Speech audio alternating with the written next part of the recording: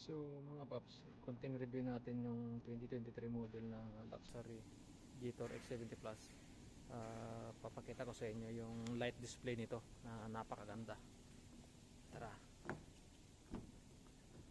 So kung makikita nyo pa lang pagbukas nya, nag-iiba-iba na yung mga lights nya.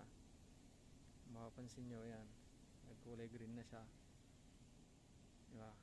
Meron pa yan, mas malupit dyan. Halika. So kung makikita nyo, yan, buong inside na nagbabago-bago na yung ilaw. So start natin at may papakita pa ko sa inyo na mas maganda.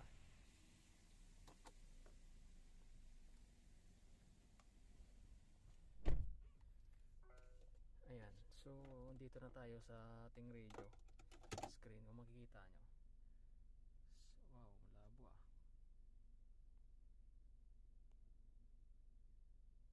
hindi mabasa. So basta dito tayo sa settings na to, sa common. Tapos kung makapansin nyo, light show. Pasensya na mga idol, medyo malabo yung pagkakano. Ayan, so gagawin natin light show. Tapos itong external light, tignan nyo yung gagawin ko ah.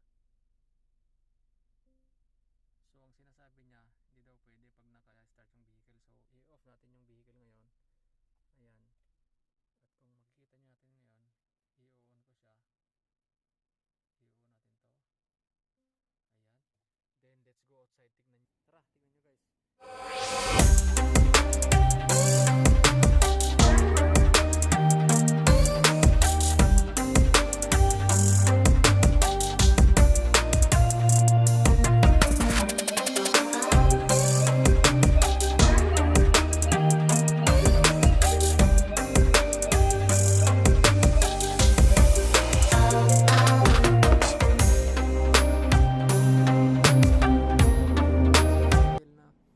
Gator X70 Plus luxury model. Grabe mga paps. O di ba? Ang galing. Grabe.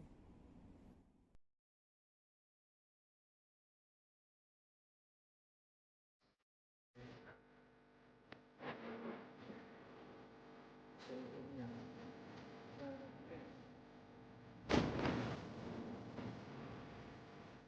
Di ba?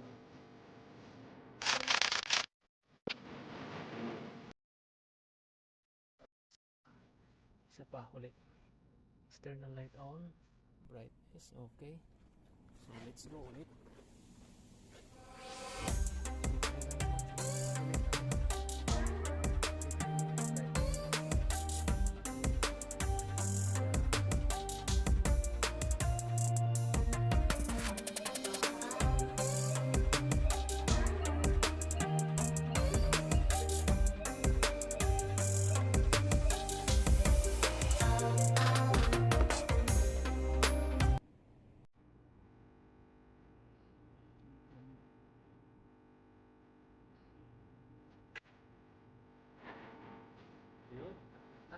So yun lang mga kapatid, ipakita ngayon sa inyo about it latest model delivery. Bulbul na. Ito lang mga idol. Set.